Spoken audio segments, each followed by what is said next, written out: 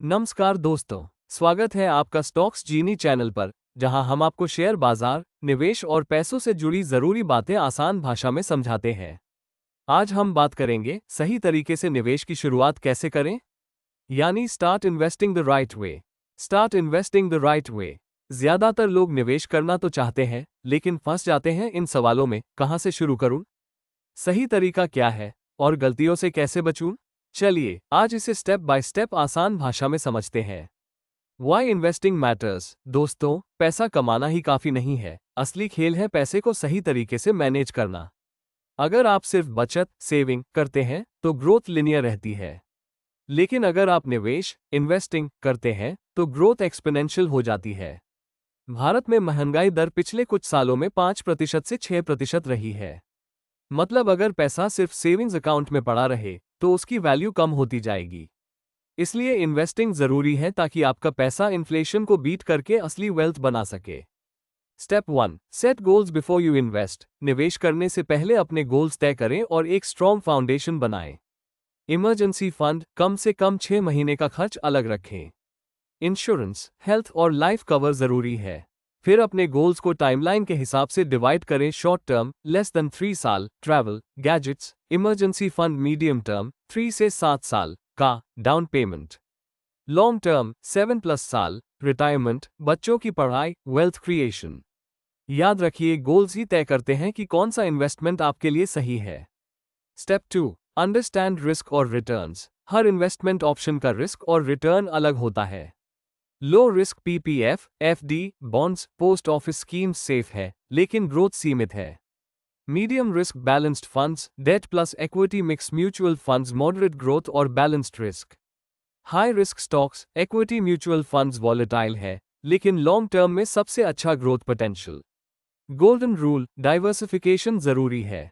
Risk और return balance करने के लिए अलग अलग एसेट क्लासेस में पैसा फैलाएं। यहां आप हाई लो ग्राफ विजुअल दिखा सकते हैं। Step 3, choose the right vehicle. अब सवाल है, कहां इन्वेस्ट करें। म्यूचुअल फंड्स इक्विटी से ग्रोथ, डेट से स्टेबिलिटी। सिप्स धीरे धीरे वेल्थ बनाते हैं। बिगिनर्स के लिए perfect. Direct stocks high risk high return, लेकिन इसके लिए नॉलेज चाहिए।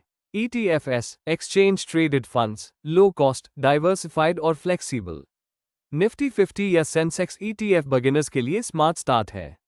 Other options real estate, gold diversification के लिए ठीक है, लेकिन को पोर्टफोलियो इक्विटी ही होना चाहिए।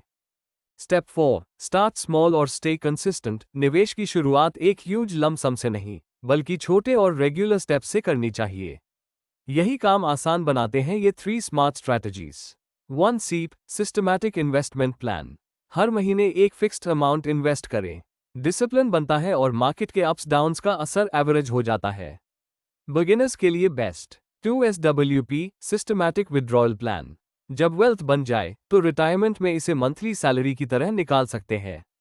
फाइनेंशियल फ्रीडम के लिए स्मार्ट तरीका। 3, STP systematic transfer plan.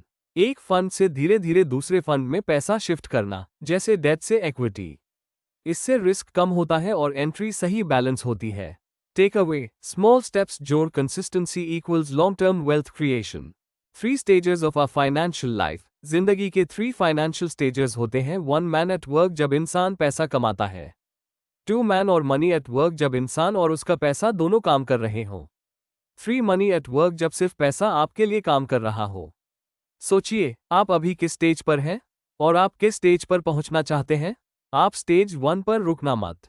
Real success story, सीप पावर। मान लीजिए आपने 10 साल पहले सिर्फ 5,000 रुपए की सीप एक डाइवर्सिफाइड इक्विटी फंड में शुरू की होती। आज वो इन्वेस्टमेंट 12 लाख रुपए से ज्यादा हो सकता था। यही है कंपाउंडिंग का मैजिक और सीप की ताकत। छोटे छोटे इन्वेस्टमेंट्स लॉन्ग टर्म में बड़े रिजल्ट्स देते हैं। Ready to start your investment journey? तो दोस्तों, क्या आप रेडी हैं अपनी इन्वेस्टमेंट जर्नी शुरू करने के लिए? याद रखिए, invest smart, invest early, invest consistently. जितना जल्दी शुरू करेंगे उतना ज्यादा कंपाउंडिंग आपके लिए काम करेगी। Common pitfalls to avoid. Investing में कुछ गलतियां अक्सर होती हैं। सिर्फ सेविंग्स या FD पर निर्भर रहना। एक ही स्टॉक या सेक्टर में पैसा लगाना। मार्केट गिरते ही पैनिक में बेच देना। टैक्स बेनिफिट्स को इग्नोर करना। इनसे बचना ही स्मार्ट इन्वेस्टिंग है। Recommendations for new investors in India. अगर आप इन्वेस्टिंग में नए हैं तो अर्ली स्टार्ट करें, छोटी सी भी लॉन्ग टर्म में बड़ा कॉर्पस बना सकती है। डाइवर्सिफाइड इक्विटी म्यूचुअल फंड्स चुनें। टैक्स सेविंग ईएलएसएस फंड्स का फायदा लें। डिजिटल प्लेटफॉर्म्स का यूज करें अकाउंट और पोर्टफोलियो मैनेज करने के लिए। पॉलिसीज और मार्केट ट्रेंड्स पर नजर रखें। दोस्तों, उम्मीद है आपको ये वीडियो पसंद आया होगा। अगर हेल्पफुल लगा हो तो लाइक, शेयर और सब्सक्राइब जरूर करें और बेल आइकॉन दबाएं ताकि आपको अगली अपडेट्स मिलें। मिलते हैं अगले वीडियो में, तब तक के लिए हैप्पी इन्वेस्टिंग।